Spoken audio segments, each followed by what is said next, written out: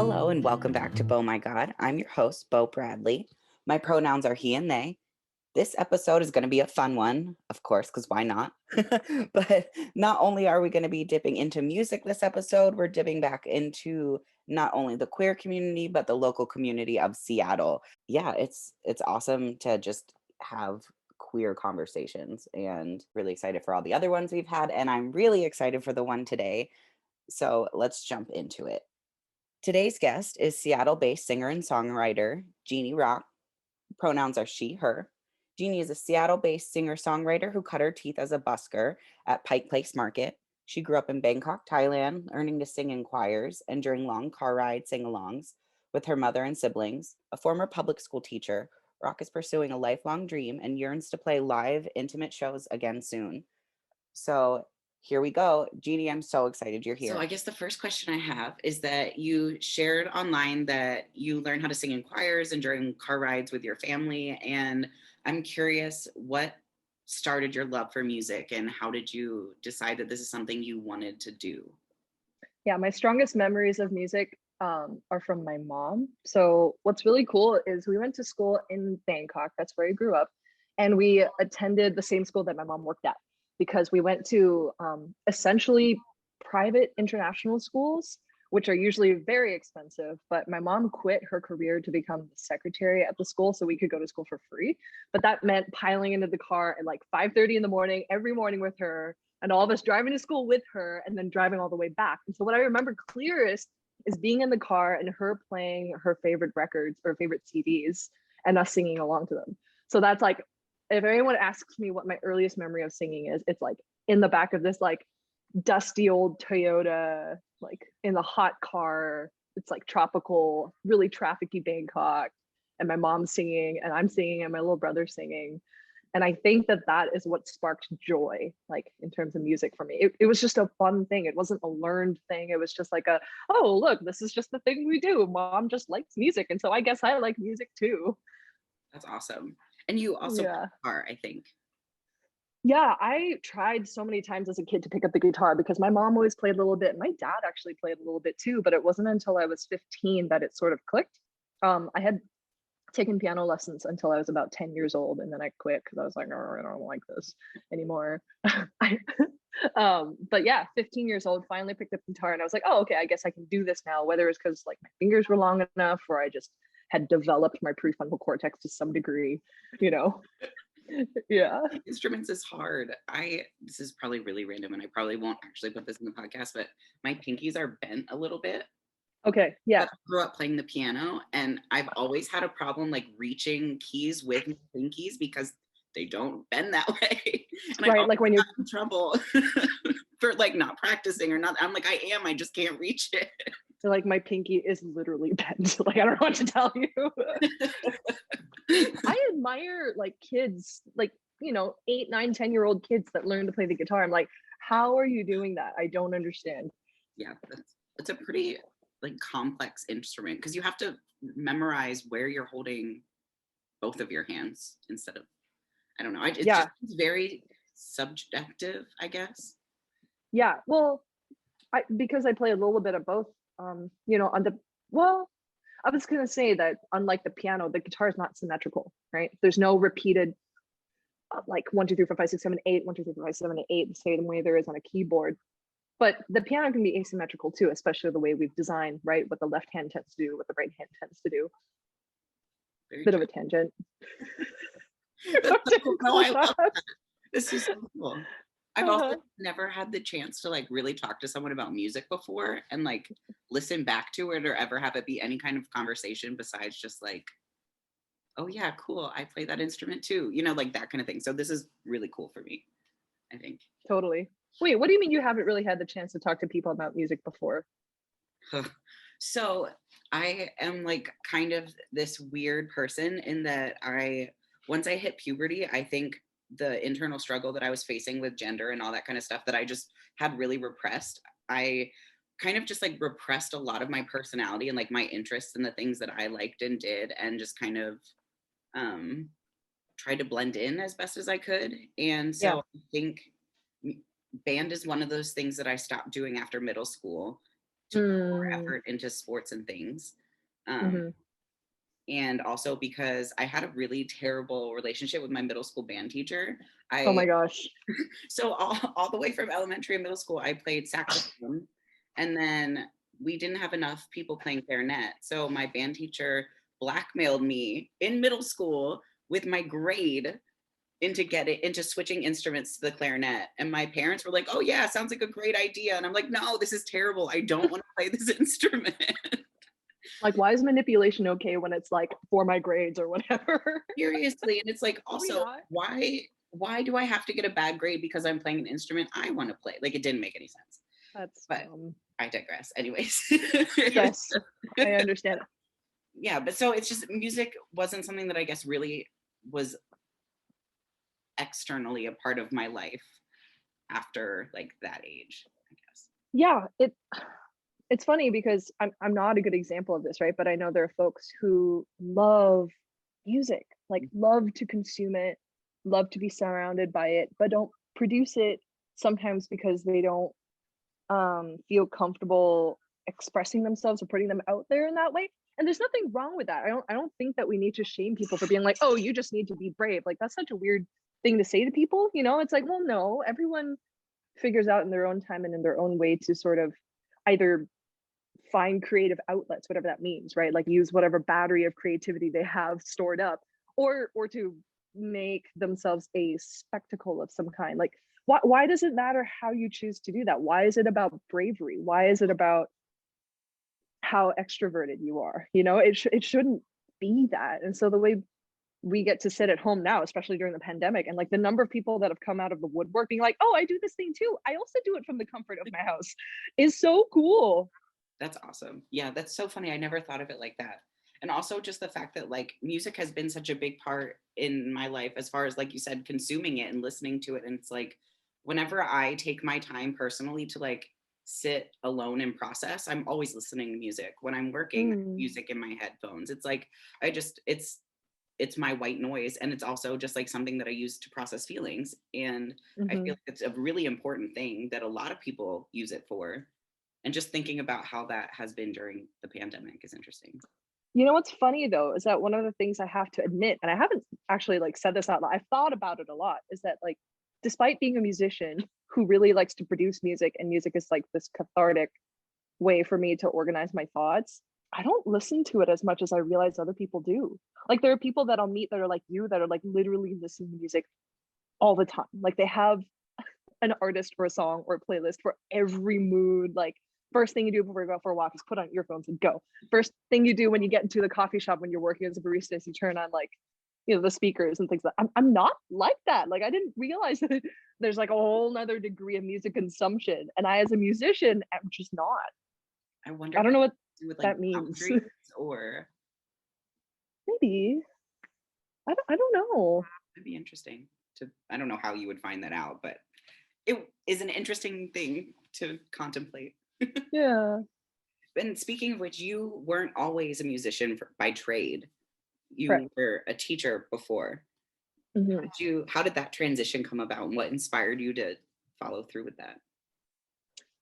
So that story kind of has to do with how I left Thailand, went to Canada, and landed in Seattle. Sure.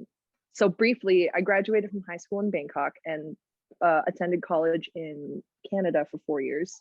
That's where I met my now partner. And when we both graduated from school there, she's from Seattle. I had no plans to come back to the United States because she lives here. Like, we're in her parents' house right now in Seattle. So I went back to Thailand for several months, and we were like, well, how are we going to get you back? Like, I don't want to be in Thailand. I'd rather be in the Pacific Northwest, but I don't have a plan for doing it, right? Like, I'm done with my degree.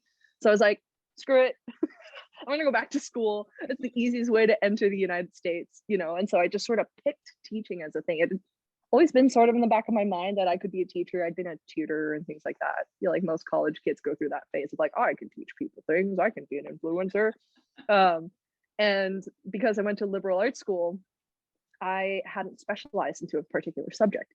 If you're not a specialist, you can't teach high school or middle school for that matter. And so I became an elementary school teacher, sort of by vague interest, having sort of the right temperament and also just needing to pick something.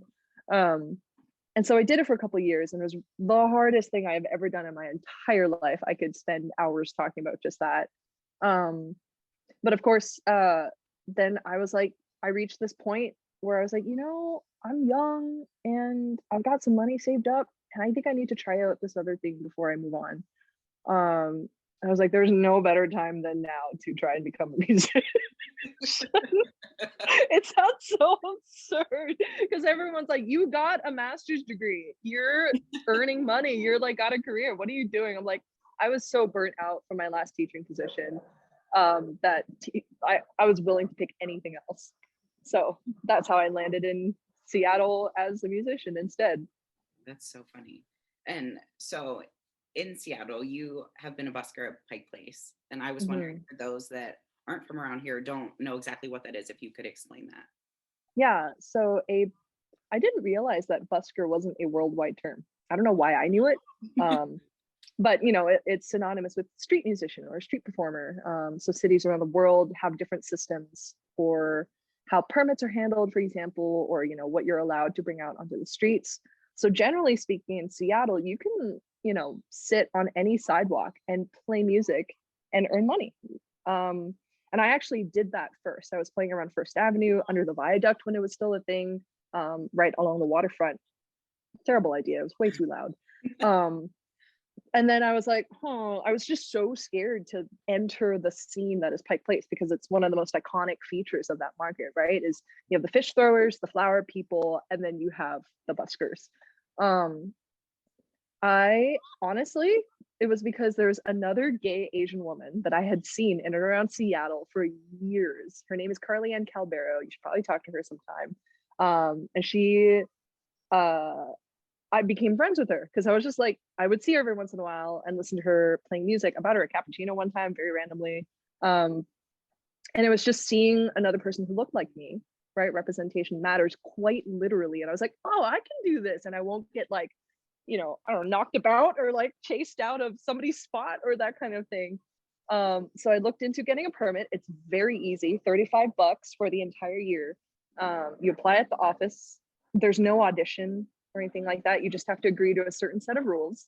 And there are designated locations throughout the market with various like caps on people, types of instruments you can play.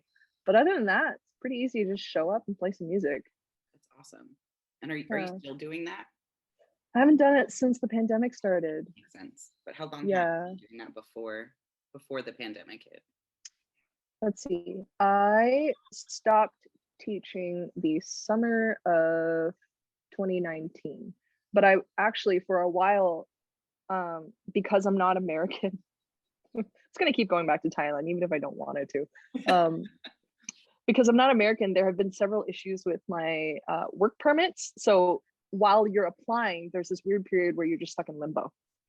And it so happened that the school district, I applied for work permits not thinking it would take so long. And then the government was like, actually, it's going to take us like a bunch of time. And then so I told the school district, like, hey, if you let me keep my classroom and I'm the lead teacher and the kids know me as their lead teacher, I will teach for free until I get my work permit. So I did that. My work permit, school started in September, did not come through till December. And so to feed myself, I would go and busk after school at Pike Place Market for an hour and a half to see how much I could make. I'd make something like $60 after school. I just started to show. I mean, luckily I've been living with my partner, so I didn't pay rent, which is great. I couldn't have done it otherwise. But so I started probably 2 years before the pandemic hit, something like that, a year and a half. No wonder you got burnout.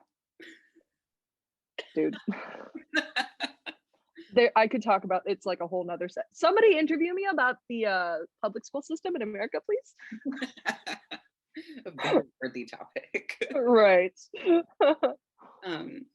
So I know that you said that it keeps going back to Thailand, even though you don't want it to, but would you mind talking or speaking to the influence that kind of has had on your music or hasn't had, or any of that?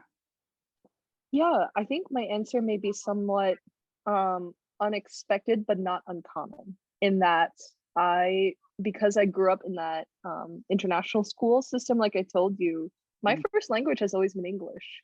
So most folks will be like, "Oh, your English is so good," or "Why is your name Jeannie?" And I'm like, "My mother gave me this name, and I've always spoken this language." I don't know what else to tell you. So funny when people ask you why your name is what it is. I mean, I guess right now I have like a weird circumstance because I'm not going by the name I was given at birth, but like Sure. the majority of people do not pick their first name. So why do people No. ask why people have their name? I think it's all in the spirit of trying to relate, and I get that. You know, they probably met a quirky kid from China who had picked the name Henry. You know, which it happens. It's just not my story. Right. Because it is a thing. Where were we? Thailand. Oh yes. Okay. So I grew up speaking not my mother like country's tongue, which means that I didn't listen to a lot of Thai music growing up, which was unusual. My mother loved the Beatles and Elvis Presley, and you know, like old Motown, Bill Withers, etc. Like the Platters, like that's what we grew up on. So in that way, Thai music had no influence on what I produce now at all whatsoever. I could not name you a single pop song from Thailand. To save my life, I couldn't do it. It's funny because I guess that correlates directly with the fact that, like you said, you just don't listen to music as much. Maybe. Yeah. I mean, I don't know, because there's a fraught relationship within me when it comes to Thailand, because it will always be where I'm from, but it was also always where I always wanted to escape. I'm sure you can relate to that metaphor in many ways.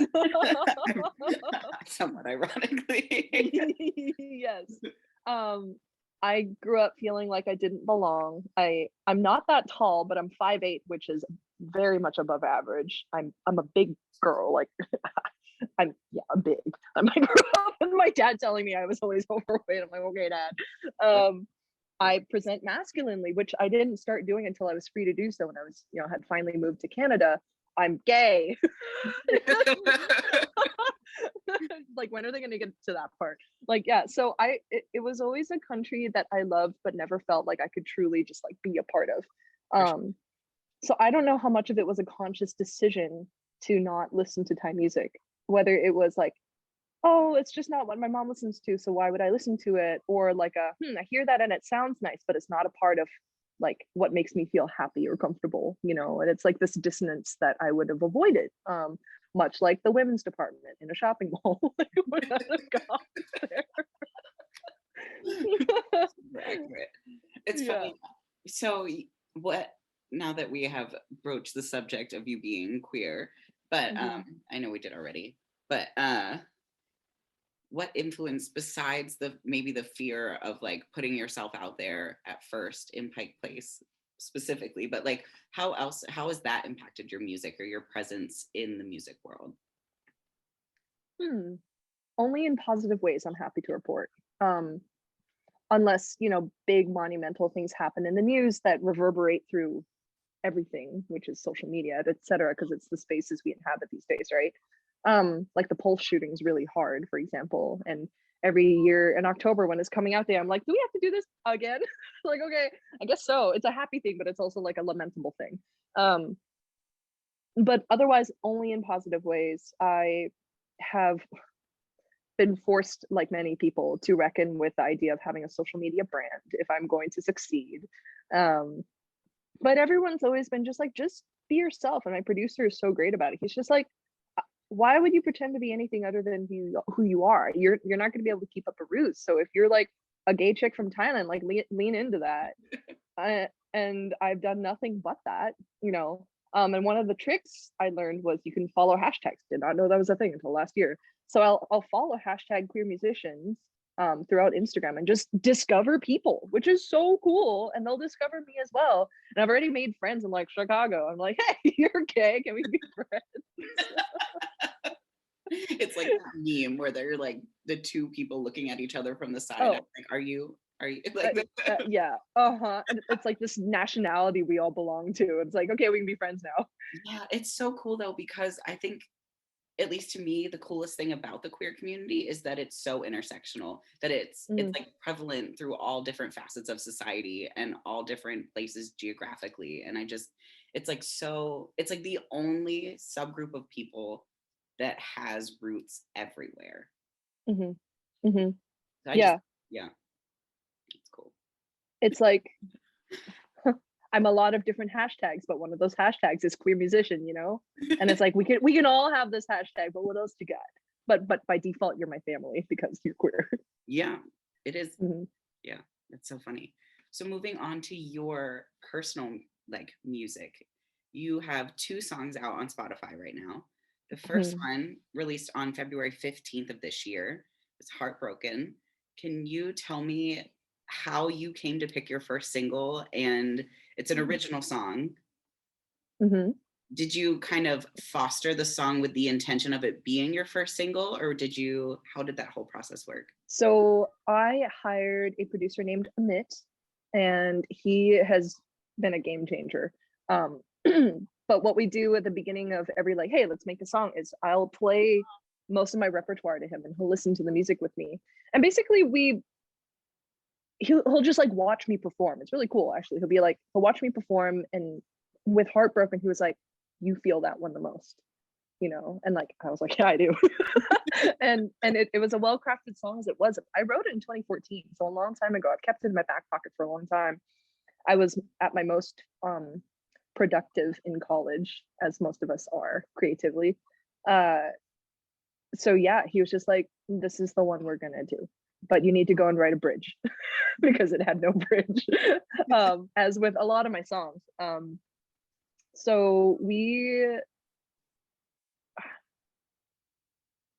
One thing to note about Amit is that this man is insanely talented. He's from Israel. He's Israeli American, and for his final project or something like that for producing school, he reverse engineered the Beauty and the Beast title song, Wow. like orchestra and all, digitally. The entire thing, every component. So the dude's got a flair for drama, and the dude is very talented. So he's like, we are going to take your song and we are going to produce the crap out of it. And I was like, great. I was at a point in my career where I had tried to go into recording studios myself. Very difficult to do, especially if it's just you having no recording knowledge, and maybe a sound engineer, but not someone with the eyes or ears for elevating the song, so to speak. They don't take it any farther than what you're offering. Amit took completely different story, right? He had this whole vision, had so much experience to give, and pushed me to think about my song and career in a very different way. That's really cool. I feel like most of the stories that are shown about music and the music industry have not been about authenticity and haven't been about like what you feel and what is the best thing for the artist. So I think that's a really cool, like beautiful story. Yeah. And then you had another single just drop, and that was on the 12th of April, I think. So that song is an Alicia Keys cover of If Mhm. I Ain't Got You, which is just like a powerful song to pick. Eternal. I don't know if it's just kind of like our generation, but like I don't know anyone who doesn't just like feel that song. Oh my God, I know. I, So I think it's our generation. We grew up in the 90s. Like it's just us. that's valid. How did you pick Yeah. that song? What's its connection with you personally? Um, you know, as a busker, what's really interesting is I had to learn to become a studio artist rather than a busker. And what I mean by that is when you're out on the streets performing, you must make as big a spectacle of yourself as you possibly can. You must be as loud and piercing as you possibly can. And you must feel everything coming out of your mouth to captivate your audience. It's very much like when you're on stage, you're on stage. And I would do it for 5 hours a day. And that's tiring fucking work. Like, I mean, you can't play usually for an hour at a time or for more than an hour at a time if someone's, behind you, but still it's so draining. But I learned to feel every song I was singing as if it was my own. And If I Ain't Got You is no different. I don't necessarily connect to that song in terms of like verbatim the lyrics and things like that. There's not an image of a human like I love my partner, but that's not the narrative that's going through my head. It's more of just the songwriting is incredible. It fits my range really. It showcases my range really well. It's got those low, raspy, warm Alicia Keys notes, and then it hits these like really dramatic highs.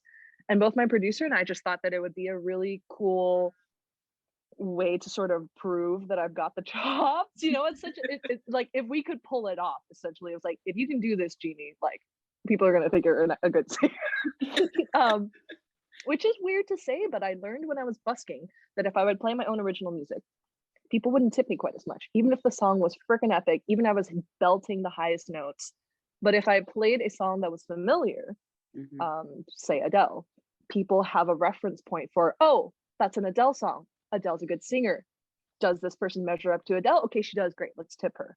It's like that kind of side-by-side comparison that's really compelling. Yeah. And so we were like, well, you put an original out. Let's test the waters with something that people know. Let's draw in a different crowd, so to speak. That's awesome. Mm-hmm. That's cool. It is definitely showing a range. So what's next for you? I have a bunch of projects in the work, actually. It's really exciting. I spent all morning working on music stuff. Let's see. Next week, I collaborated with another local musician named Brittany Rogers. Another yet highly qualified human who is working with little old me, which is crazy. But I have an extreme and undying love of Justin Timberlake. Don't laugh. I know. So we collaborated on a cover of That Girl, which is on Justin Timberlake's 2020 Experience album. And it is going to be fantastic. So y'all are going to hear first, I think. I might post something about it later tonight, because she sort of dropped it on me. She's like, by the way, we're going to release this next week. I'm like, oh my God, okay. But because I'm a girl singing and she's a girl singing, and it's about that girl, we're going to make it very gay. That's the exciting part. That's amazing. And we are releasing a teaser of just a behind the scenes music video that Brittany threw together. But the real thing is going to come out in June for Pride Month. My friend Anne helped me and Brittany shoot a music video that's going to be like a love story between two women. And we're going to splice in content from other folks in women loving women relationships. My personal friends, some folks that have followed me on social media and things like that. And so we're just going to make it like a huge lesbo fest. Incredible. And I cannot wait for it. I also have another single that we just finished mixing yesterday, and that's going to come out in July. Lots of big things coming. Yeah, I'm excited. I didn't mean to skip over the fact that you already did release your first music video. Yes, that's true. I forget that too, honestly. That's exciting. Yeah, it's just a basic in-studio shoot. He's the guy that did it is actually the little brother of Carly, who was the busker that inspired me to become a busker in the first place. So talented kid. I think it was his first music video too. You get to see my dork face singing the same song that you can hear on Spotify. That's awesome. Super exciting. What do you wish you could say to yourself when you started this journey of pursuing music?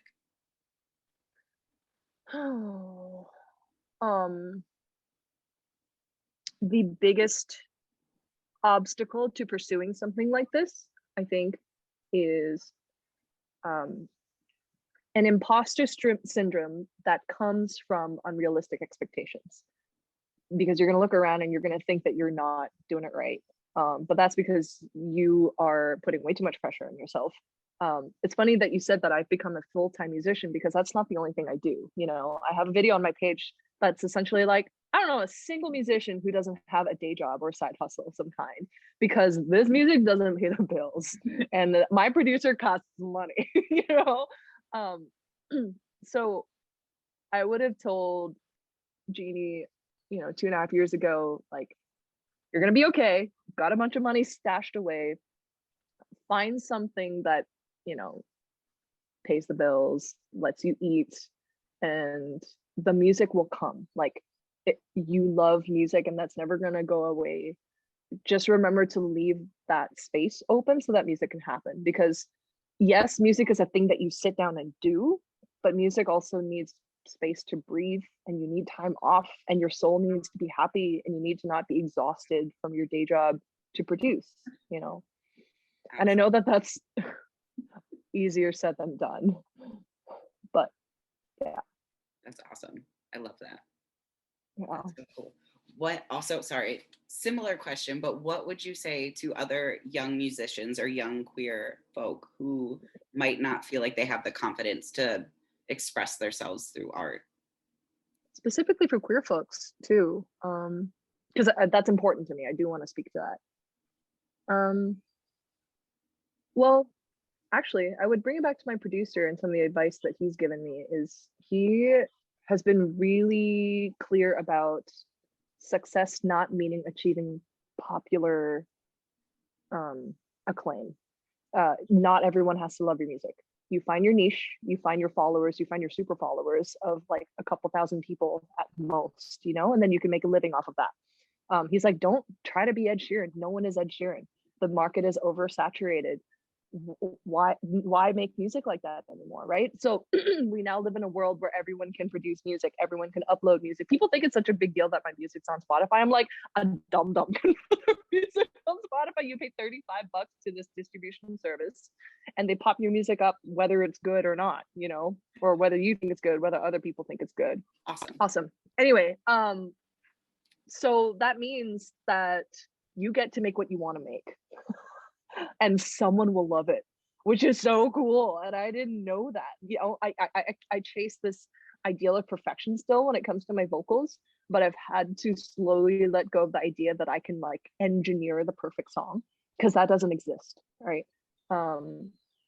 So as queer people, we are perfectly positioned to tell unique stories that are compelling. So fucking use it. Like if you're gonna go through it, use it. You might as well. Absolutely. And there's so many different people that are so many different in so many unique ways that someone will find a way to connect to it somehow. Yeah, that's such a great message. Yeah. And you know how we talked about how we all, you know, like us being queer binds us all, but then we all have like a plethora of hashtags that we use to describe ourselves. You know, we've all got different sets of hashtags, and that can only create very unique music. So that's like life motivation in 2021. Talking about hashtags in a way. It's so funny, but it's so true. It's awesome. This is a conversation millennials, okay? It had to go there. It's okay. I'm a proud millennial. It's been really cool to talk to you, because we are both from marginalized communities and we are talking about a universal phenomenon, right, which is music. And I'm just a tiny presence in social media. I don't have a massive network. I don't have a massive viewership or whatever.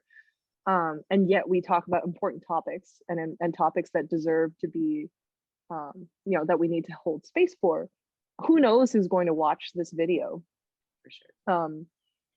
But I think that what we're doing is cool, because just to knock myself off like the grandiose pedestal that I put myself in sometimes, it's like, okay, yeah, you think you're in this really cool interview and your words are going to like change someone's life or whatever, but just to it could, not going to rule it out, but just to refocus it a little bit, this is an example of sort of that backstage work that we all do all the time. And it's really cool that I got to do that with you.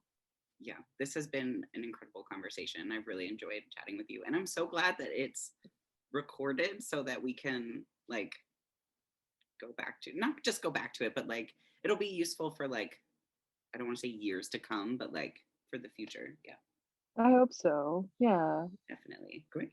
Then that's all. Thanks, Beau. Yeah, thank you so much. This was awesome. Yeah, are you kidding? And I would really like to hang out in real life. Yeah. Not just on the computer. That's it for this time. Thanks again to Jeannie. Don't forget to check her out on Instagram at Jeannie Rak Music. We'll put the link to her Spotify profile also in the information for this episode as well. We'll catch you next time.